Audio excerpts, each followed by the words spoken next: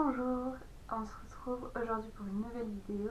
Donc elle est intitulée Les chrétiens, tous des intolérants, parce qu'on va parler de la tolérance. Donc cette vidéo arrive 3 semaines plus tard que ce que j'avais prévu de base.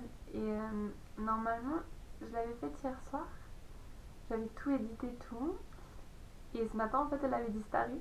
Donc c'est la deuxième fois que j'essaie de la faire en ce moment.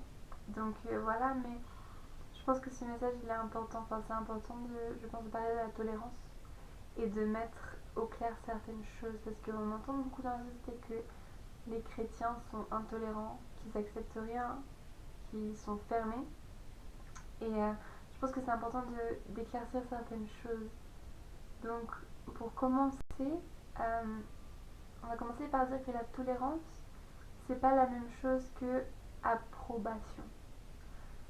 Si on prend le dictionnaire, donc la définition de la tolérance dans le petit Robert de Poche est la suivante. C'est le fait de respecter les attitudes différentes des siennes, la liberté d'autrui en matière d'opinion. Donc, qu'est-ce que ça veut dire? Ça veut dire que même si toi et moi, on n'a pas la même idée, même si on n'a pas la même opinion, la même façon de voir les choses, la même façon de vivre, et ben je te respecte. Ça veut pas forcément dire que je suis d'accord avec toi, mais ça veut dire que je te respecte. Que je veux pas commencer à venir t'insulter, te frapper ou te faire du mal. Non, on est différents, mais je te respecte. Mais ça veut pas dire que je vais t'encourager dans ce que tu fais. Ça veut pas dire que je suis d'accord avec ce que tu fais. Et c'est là la grande différence en fait. Et je pense que, on va commencer, on va lire une parole dans la Bible, dans le Nouveau Testament. C'est une lettre que Paul, un monsieur dont j'avais souvent parlé, avait créé une église en Grèce à Colosse. Donc c'est dans le livre de Colossiens, le chapitre 1 et le verset 23, où il est écrit ceci. Mais il faut que vous restiez fondés et inébranlables dans la foi, sans vous détourner de l'espérance de l'évangile que vous avez entendu. Donc le verset continue, mais c'est juste cette partie-là qui m'intéresse, le fait d'être fondé et inébranlable. Et je pense que c'est hyper important de savoir quelles sont tes convictions, de savoir quelles sont nos convictions, et à partir de cela, de décider de ok, ça c'est bien selon Dieu et ça c'est mauvais selon Dieu, mais pas dans une perspective de jugement, en regardant l'autre en disant ce que tu fais c'est mal, de toute façon t'es pourri, t'es un pauvre pécheur, tu vas jamais réussir à faire quelque chose de bon. Non, pas dans une attitude de jugement. Si tu vois quelqu'un qui vit et que tu penses que c'est pas forcément la meilleure façon de faire ou qu'il a des comportements qui sont contraires à ce que la parole de Dieu enseigne, alors prie pour cette personne. Prie. On va pas commencer à juger. Et il faut toujours. C'est important de regarder à Jésus en fait, comment Jésus agissait. Et c'est un petit peu notre exemple ultime. Et il y a ce passage dans la Bible qui nous parle d'une fois où on a amené une femme adultère devant Jésus.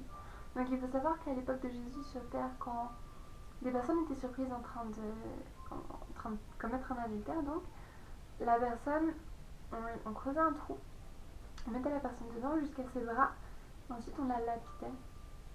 Donc une mort horrible et certaine. Et cette femme, on l'a amenée devant Jésus, et j'aimerais qu'on aille lire ce qui se passe et comment Jésus l'a répondu.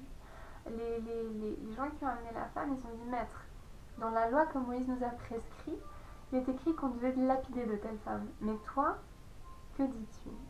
Et Jésus, il n'a pas répondu comme il s'y attendait en fait, les chefs de la loi. Donc l'histoire se trouve dans Jean, l'évangile de Jean. Donc l'évangile, c'est un des 4 livres qui raconte la vie de Jésus. Et au chapitre 8, on va prendre d'abord le verset 10. Il dit,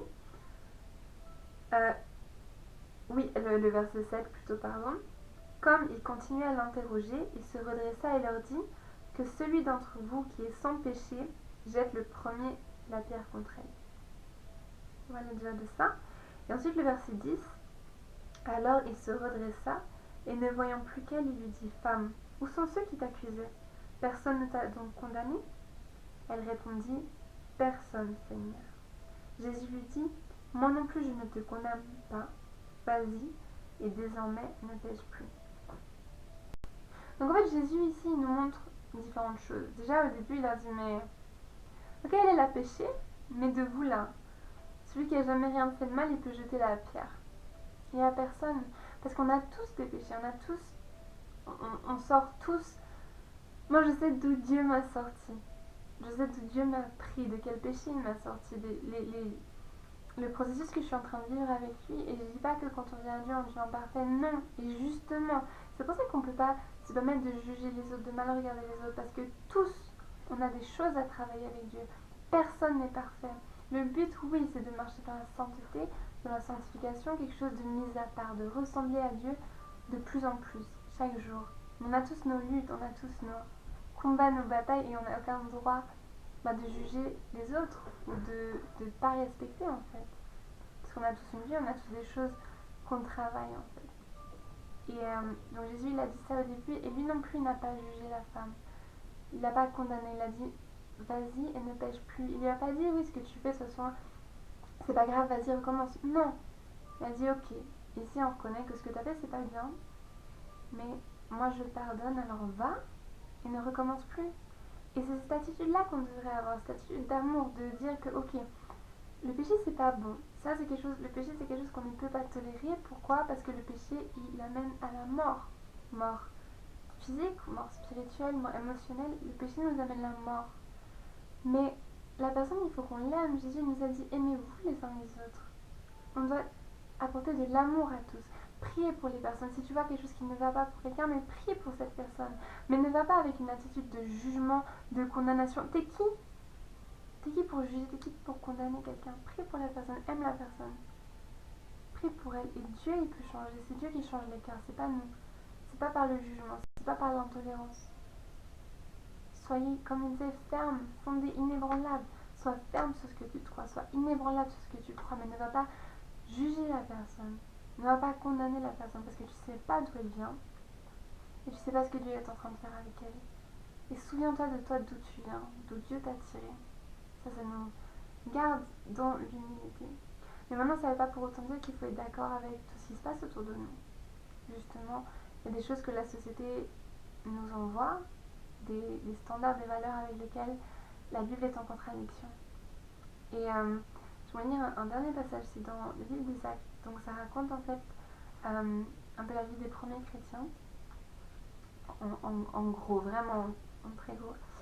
Et au chapitre 4, le verset 19, il est dit Pierre et Jean leur répondirent est-il juste devant Dieu de vous écouter vous plutôt que Dieu? Jugez-en vous-même. Et donc ici, c'était deux apôtres qui s'étaient fait arrêter parce qu'ils prêchaient la bonne nouvelle de Jésus. Et il dit est-il juste devant vous de vous écouter Dieu, de vous écouter vous ou Dieu?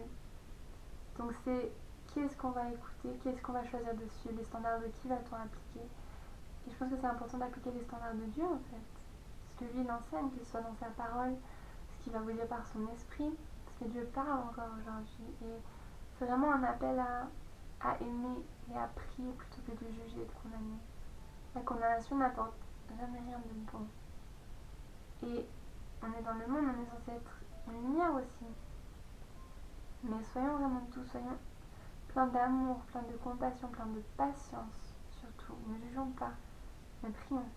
Quand on voit quelque chose qui ne va pas, juste prions. C'est la seule chose à faire. Donc voilà ce que je voulais partager avec vous aujourd'hui. N'hésitez pas à partager, à mettre un commentaire, à m'écrire si jamais il y a quoi que ce soit. Et si tu ne connais pas encore Jésus-Christ, si tu aimerais le connaître mais que ce n'est pas encore le cas, je t'invite à lui parler. Tu peux aussi m'écrire si tu veux et puis je peux te conseiller, mais je t'invite vraiment à demander à Jésus qu'il vienne dans ton cœur parce que c'est avec le Jésus-Christ qui peut changer nos vies en fait. Et tu peux lui demander juste qu'il vienne dans ton cœur et qu'il soit ton maître, qu'il soit celui qui te guide, qu'il soit celui qui te sauve. Parce qu'on a tous besoin de Jésus en fait, tous, tous, tous, tous. Donc voilà, alors on se retrouve bientôt je l'espère. En attendant, soyez bénis et à tout bientôt. Bye!